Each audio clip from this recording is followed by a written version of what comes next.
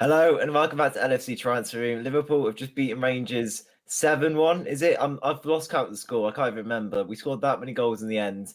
And yeah, it all kind of came at once. And I think some of us we're all hoping that some of those goals could be shared out over the last few games in the Premier League at least. But yeah, it is what it is. It all came today. And hopefully this can be a sign going forward now. Tonight, joined by James and Matty for his post-match. First of all, James, first time in a while I've seen you here. Good time to make your return. Yeah, I'm not a big fan of post matches because it's 10 o'clock at night, and I'm old, so I'm go to bed. But yeah, it's a good one to join, isn't it? Maybe I need to do more post matches if we're going to do 7-1s in Champions League. So yeah, bang up for this one, in a great mood. Oh, absolutely. And Matty, I know there's been a lot of criticism on the channel really about Liverpool, rightly so, because yeah, we've been miles off it recently. But yeah, you couldn't really have asked for any more, at least in the second half today. No, we couldn't. I mean, I haven't criticised my beloved Liverpool once. I'm the most biased fan you'll ever meet. And you know what? If I would have done pre-match, I probably would have said something like 7 or 8, like I usually do for the game. So I would have been sassy if someone will buy. But no, I'm made up with that result. I really am. It's perfect before Man City to be getting a result like that, getting 7 goals, Salah getting a hat-trick, Nunes got 2 goals in 2 games there. Going into City, it's good. It's like may only be Rangers, but that's massive for us before that game. Oh, absolutely. And I think getting the chance to rest some of the lads as well. Mo Salah, you see, he came on and a 6-minute hat trick. What can you say about that guy? I know Sunday, sorry, he was invisible. Like you couldn't even tell he was playing, just didn't get the ball at all. But yeah, you could tell he was on a mission today, James. And yeah, what an absolute performance. And he took the limelight off Firmino, to be fair, didn't he? Which was annoying in that sense. Yes and no, isn't it? Because Firmino was doing Firmino things. And when Firmino does Firmino things, he doesn't score goals, really, does he? I mean, yes, he gets goals every night. But when he starts, body shimming and sort of putting his foot on the ball, just little taps to players, that's when Firmino's at his best. And the fact that Salah can just take a touch and then whip it with his left foot and put it in the back of the net 3 times in a row, I tell you what, that's the last thing any City fan on this planet wanted to see. Firmino doing tricks for fun and setting up goals, and then Salah with 1 touch slamming it in the back of the net. It's just good to see Salah confident enough to take a touch and take a clean shot and make that space for himself. That's what I was really impressed with. He just made the space for himself again. So yeah, very happy. That's the biggest positive for me out of this whole thing. Yeah, Matty, he was helped out by the goalkeeper, wasn't he? Alan McGregor. Not his best night, but by any means. But to be fair, whenever I've seen him play, Alan McGregor, he's always had a really good game. So it's kind of surprising to see that. And it's normally the other way around. Against Liverpool, keepers always tend to have one of their best games. So a bit of luck tonight, but we'll take it, eh? Yeah, I mean, he's not a world-class keeper, is he? That's why he's played over 400 games in Scotland, to be fair. But he was unbelievable at Anfield last week. And he was decent in the first half as well. I don't know what changed in that second half, whether it was Thiago coming on for the crab, because that seemed to change things a bit as well. But just it doesn't really matter to me who was in goal or who the opposition was. Just Mo Salah, like James said, having that confidence to get that toucher and bang it straight away. We've missed that all season from Salah, to be honest with you, because how often this season have we seen him where he's like he's took the shot and that touch has been too heavy, or he's tried to pass it and he just doesn't have that confidence. And for him to bag the fastest hat-trick in Premier League history, I mean in Champions League history, I don't even know where I'm at here. For him to do that before that City game, I can guarantee he scores a Salah wonder goal on Sunday. But how many of those goals should the keeper have stopped? Like, truthfully, because all of them were side netting. Yeah, they're all phenomenal finishers, every single one of them.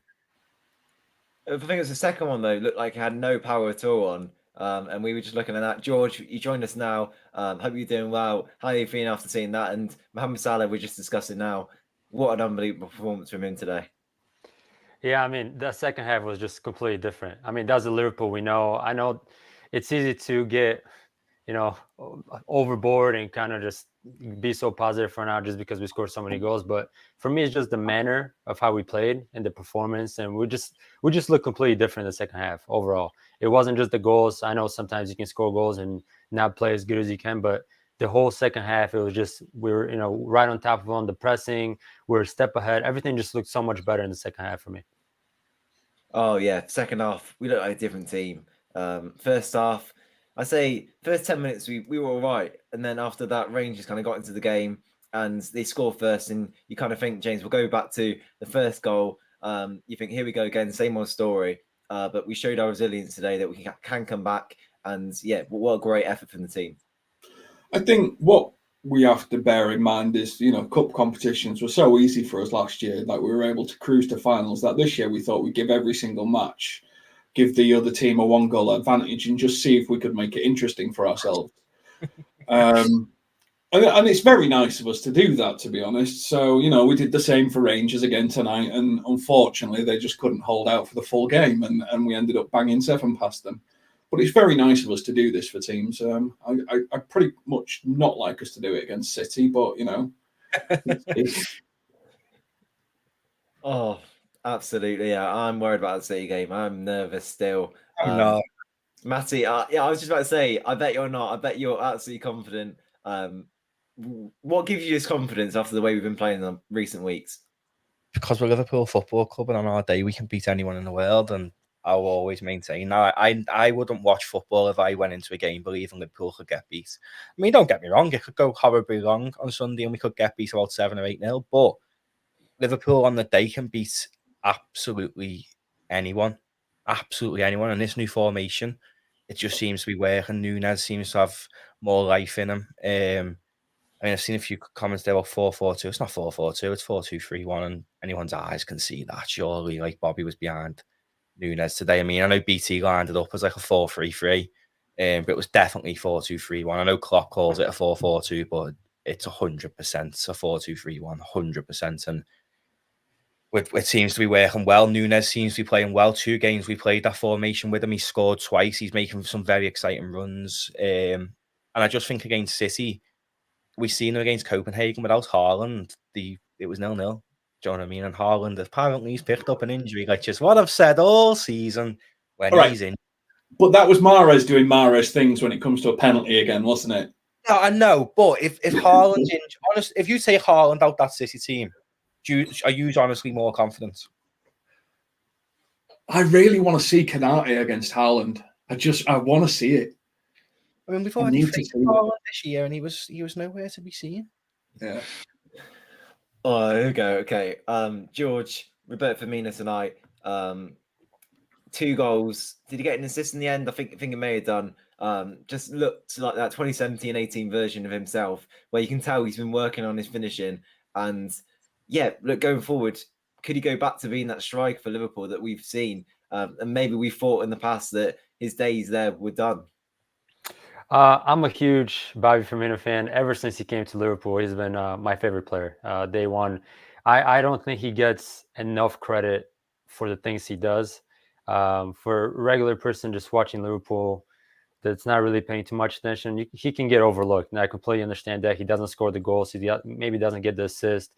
But the amount of things that he does that Jurgen Klopp and people that know football realize and understand, it's out of this world. And for me, when we signed Darwin, a lot of people, there was a debate: is Bobby now 3rd in line, 4th in line? Where does he fit in this Liverpool team now? Is he gone after the season?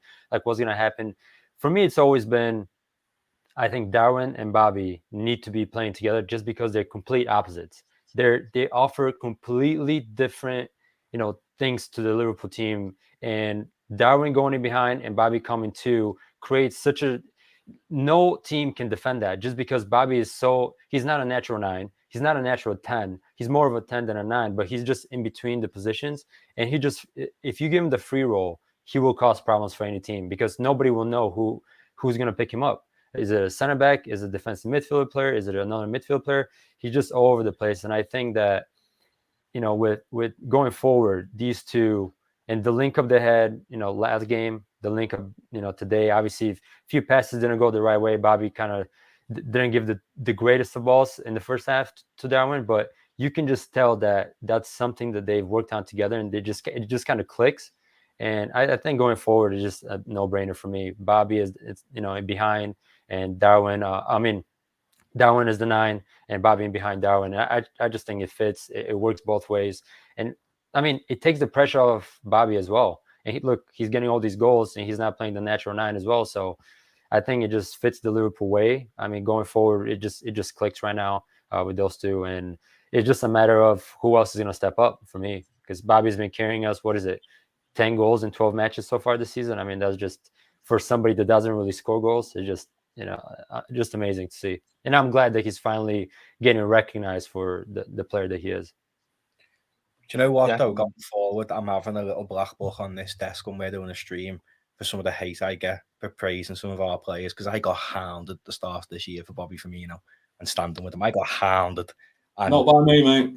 no, not by you, James. It wasn't, to be fair, it wasn't by many people we do it with. It was in the comments. Everyone was saying that he was washed to sell him and all this.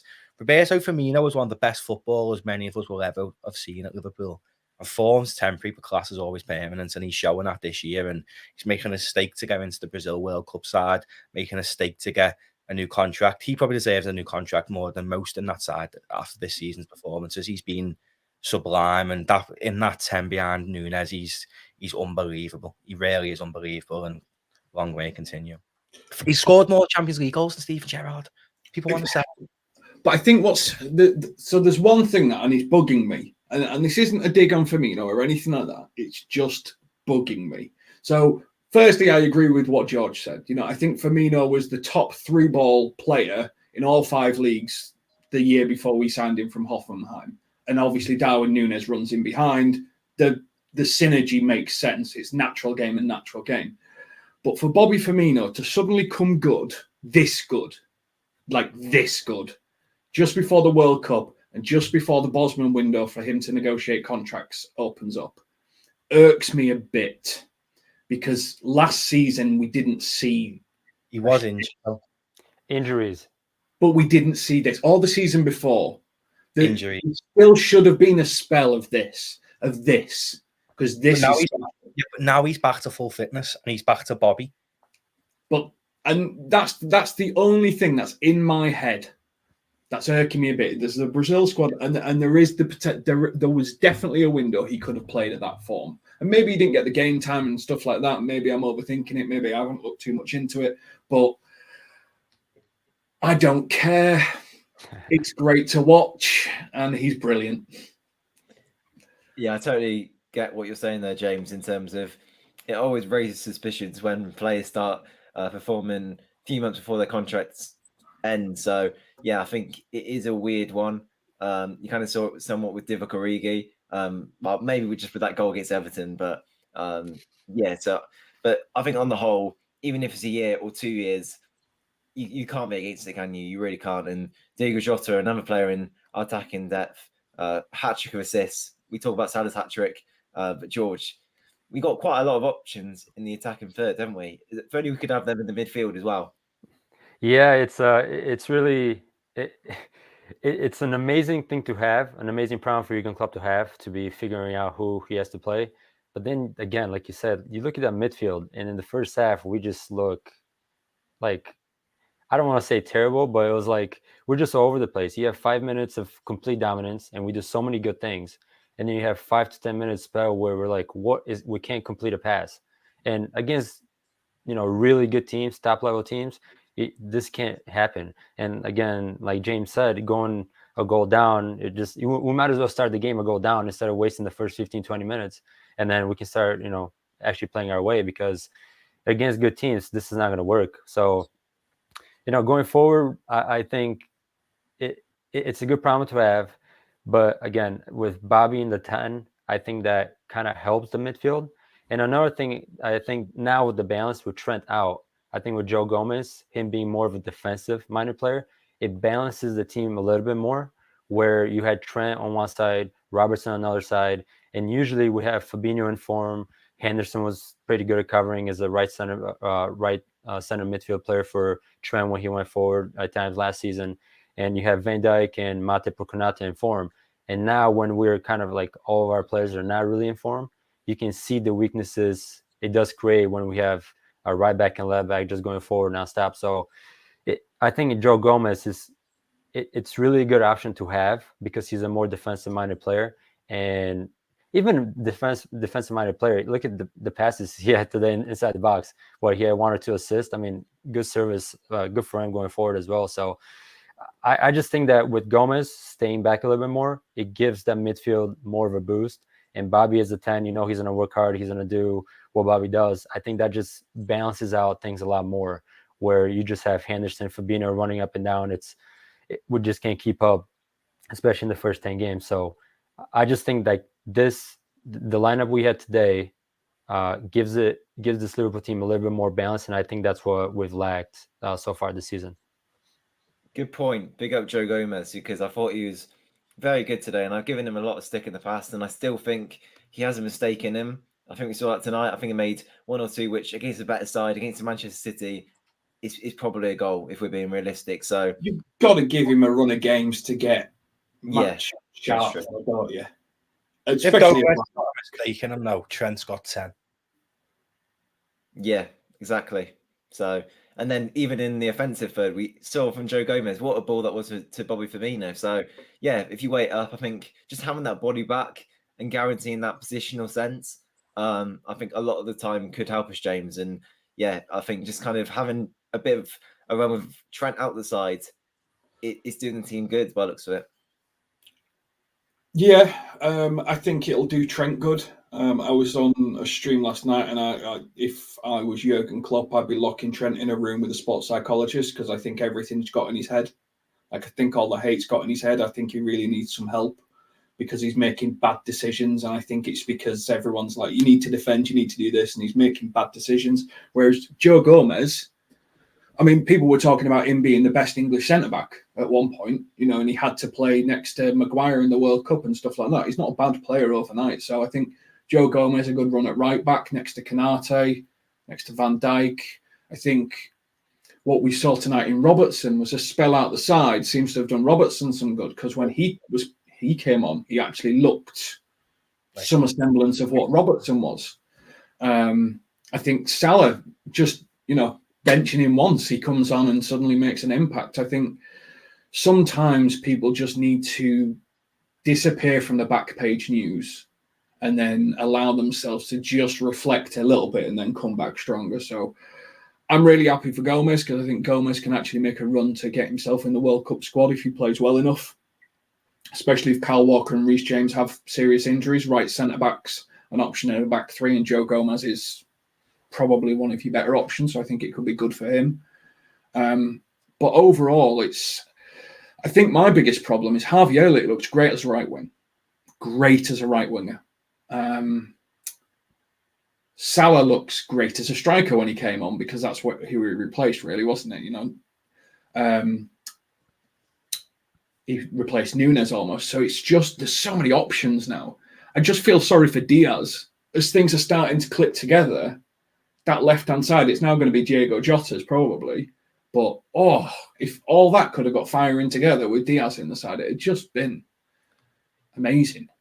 But at the same time, you could say, just as Jota was finding form last season, picked up an injury, Diaz comes in the side, takes his place. So it works in both ways. We can get to the midfield, and Jordan Henderson, and I'll pass this to Matty. I know he calls him the crab, and I'm not having it. I think Jordan Henderson, he's still got a future at Liverpool, and he's been getting all this stick, quite frankly, for no reason. People just chuck the blame on Jordan Henderson when things aren't going right, and there's ever problems in the team. It's not just Jordan Henderson who's not playing well, Matty. Jordan Henderson's a cheerleader, though, Owen. He just stands there pointing and shouting and doesn't do his own job. I liked Henderson, what he's done for the club in terms of the role model and how he's played over the years. He's been fantastic. With being completely honest, he should never have got that new deal. He's not good enough to start for Liverpool. We're talking about the Liverpool side, where all our expectations is for Liverpool to be winning everything every single year. And we're starting Jordan Henderson. Do you know what I mean? Jordan Henderson should be in the James Milner role now, where he just comes on to see games out. He should not be starting for this football club. I don't care if he's the captain, because look at Steven Gerrard. Now, Rodgers took him a bit too early, I think, out the Liverpool side. But when he wasn't Steven Gerrard, we all knew he wasn't starting week in, week out. and Henderson still is. Look how much more threatening we looked when he came off for Thiago. We scored 4 goals. I know we'd already scored 3 before he came off, but we scored 4 goals in about 20 minutes when he came off the pitch. He's the king of passing the ball back. He's the king of hoofing it up the field and it getting nowhere. He just points and shouts but doesn't cover it himself. The organisation is probably a bit better when he plays, but you can't have a player with that least quality just being there for organisation. He's a fantastic captain, fantastic person, fantastic for what he's done for the club over the years, but sometimes you just got to hold your hands up and accept, like, is he good enough to be starting week in, week out for Liverpool anymore? Probably not. And that's not an against Hendo. That's not saying he's tarnished his career and stuff, because I think every single Liverpool fan, he'll go down as a legend for what he's actually done for the club in his spell as a captain. He's won everything as a captain for Liverpool. But right now and for the future, he's not good enough to start for Liverpool. He really isn't.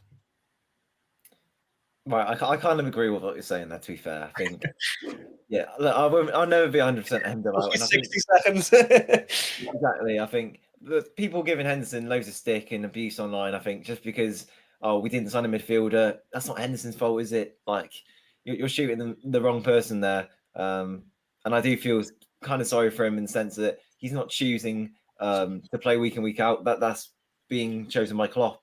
But George, what's your opinion on this? I mean, it's similar to Trent in a way. For the most part, people, you're talking about people and the abuse online and all that stuff.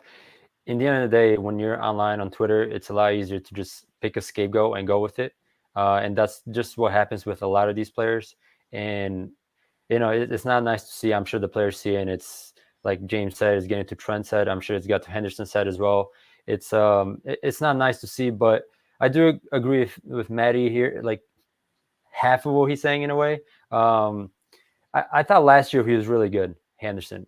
The way he covered for Trent, even in Klopp talked about it, Trent talked about it, Salas talked about it. The way they go forward, and the season that we had last season where Trent and Salah were just nonstop going forward, the amount of times Henderson had to cover on that right-handed side and defend and do the dirty work and track back, he's done so much. And then this is last season. So far this season, he's been out of it. He's like, I don't know if within that year or a few months that we had off, or a month or whatever it was, that he lost his legs or whatever it was, or but I just think overall as a team we're not exactly where we need to be. So it's a lot easier to pick out a player or two and say, okay, these guys are not good enough, we need somebody else. Yes, to an extent we do need to rebuild the midfield, but we did go all the way to every single game last season with Henderson. It's just one of those things where I think everybody is off their game, and it just looks, and we pinpoint the Trent situation and the Henderson situation a lot more compared to where it would be if this was last season and they weren't playing as well and we had all the players step up. Because usually you have 7 or 8 players that are playing really well, and then you have 1 or 2 that are like, okay, they didn't have a good game, but it doesn't look as bad in the overall picture. Now we have 2, 3 players that are playing really well, and everybody else is kind of like, it's okay. It's not too great. So it's a lot easier to pick out, it's very easy to pick out a player and say, oh, he's not good this season, because most haven't, to be fair. Do you not think that Henderson's not been good since the whole of last season? He's been past that 2 or 3. Who's been there since the start of last year? You guys don't think that Henderson was good last season? No. You don't get to every major final and play the majority of games if you've been bad. You don't carry a player, do you? Liverpool can't carry a player to 3 major finals and 1 point. He didn't carry us to 3 major finals, James. Come on, no. You cannot get to that with 10 men. No chance. Could we have reached all them finals if Henderson were in the starting 11? Absolutely. Well, it depends who plays. Oxlade-Chamberlain, no, we couldn't. No, our strongest midfield, if we're all going off based on the day, it's Firmino, Thiago, and probably Keita. But Keita's made of quavers. So, but when Keita's on his day, we see him in the semi-final. Yeah, but that midfield got us to an FA Cup final. So saying Jordan Henderson got us to every final is irrelevant when it was Keita, Thiago, and Firmino in the FA Cup semi-final. He has his day like once a year. Same as Henderson, though. You can't name to me right now 5 good games Henderson's had in the last year. Man United. I couldn't name you 5 good games any players had in the last year on this stream right now. No, we could. Easy. I actually couldn't. Man United home and away is unbelievable. Which Man United are we talking about? Because it wasn't the one when he was shot. But this is the thing. It's easy. It's really easy to hate, isn't it? I don't hate it. I just don't think he's good enough. Like in this new formation, our best double pivot is Fabinho and Thiago. Yeah, and he's third, isn't it? So third, probably, yeah. Yeah, and that's the problem. So this is where we all agree. Yes, we should, like, everything was all in on Tuchman, wasn't it? So he was meant to be that new number 2 or 3. And then Henderson was 4/5 with Keita. Now, because that didn't happen and because nobody else came in, that kept him up in the pecking order. Now, that's not his fault. If we're the midfielder who we want to bring in is the most easy replaceable midfielder, and that midfielder is Henderson. He's the one who will lose space. That's none of us disagree with that. There's just so many people online. It's like you say someone's Henderson. It's like, oh, you can't do that. He cried a new contract in. He absolutely cried it in. We got his agent to leak it to the media. So everyone kicked off and he got a new contract that he didn't deserve. Jesse, you're wrong. I wish Charlie was, me and Charlie used to be boss world Jordan Henderson. Bring back Chaz. Well, he's Klopp out, so, No, but also, you got to think about it, right? Like last season, we're in a system and everything clicks. So, who else in that? Okay, for example, last season, you look at it. Who else who covered that ground as well as Henderson did for Trent and Salah on the right-hand side? Like, Naby Keita is a good player, and I rate Naby Keita. But I don't see Naby Keita tracking and giving all that to as much as Henderson did to cover for Trent. We're talking about Trent being one of the, an amazing season. Salah had a great season. Somebody has to cover for those two. Like, who I mean, it's just like those are the little things that, like we can say that Henderson right now is not good, and we can all agree that he hasn't been great this season. But when you look in the big picture of last season, of all those games that we played, Trent had a lot of applause. Salah did as well. And Henderson was just the hardworking guy who covered all the space and all the ground that, he had to make up for them. And that was just kind of the system. That was his role. That was what he had to do. And I think he did really well. Is he the best going forward? No. Is he going to get you goals from midfield? No. He's not one of those guys, but I think the system just fit him perfect last season, how we played, and I think he just carried on. Now, I agree with you. This season is completely different. Anthony sums this up, though. You all answer that and tell me, with heart, you would sign Jordan Henderson if he played for somebody else. Now, in the last 12, he's coming towards the end of his career, though. Like, but we got James Milner at the end of his career. In the last 12, I wouldn't sign James Milner now. What does that prove? But we signed Milner at a similar age to what Hendo is. Hendo's 31, 32. We signed Milner at 30, so it's good comparison. On a free transfer. But different players. Andy's comments in the last 2 seasons. If you've seen Henderson's before, okay, irrelevant this season. You've seen Hendo. Would I have signed Henderson 2 years ago after his last 3 seasons of data? You probably. I mean, Andy's on about this summer. That's when the window is open. So based on last season's form, would you have signed Jordan Henderson on a free transfer? No, of course you wouldn't. But what does that prove? Doesn't prove anything, Mike. Nah, he's. Would you have signed Firmino? No, you wouldn't. Are you happy he's at the club? Yes. Oh, you're not proving anything. He's not good enough to play for Liverpool anymore, though. To be fair, we signed Ben Davies further down the road. Like as a center back, he's right. He played all right tonight. he did play all right. But we signed him.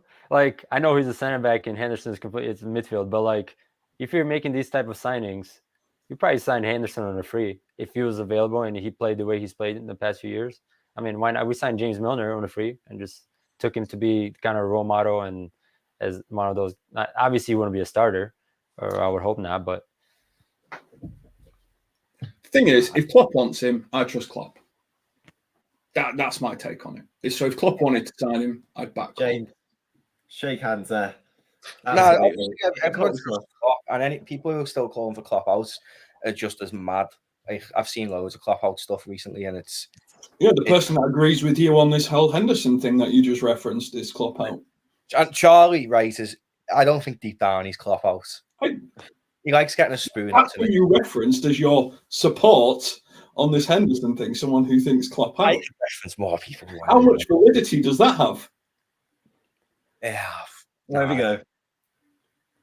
Curtis Jones at 21 has never really had a chance in the side, and yet I would sign him because he's family and I back me.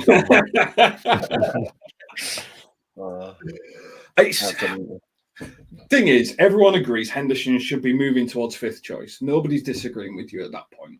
It's just we don't have a player who's at number 3.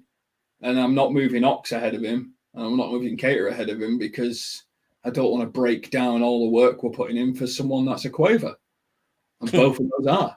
Now, if Curtis Jones comes back and plays well and can fit into this system, Curtis Jones could replace Henderson. Oh, I'd sissy you with the biggest smile on my face laughing. Could. Him, you know. I think this is a really important season for Curtis Jones to really sort of drive forward. And I think he needs to take that position off Henderson. He's not injured, by the way. How fucking good was Canate?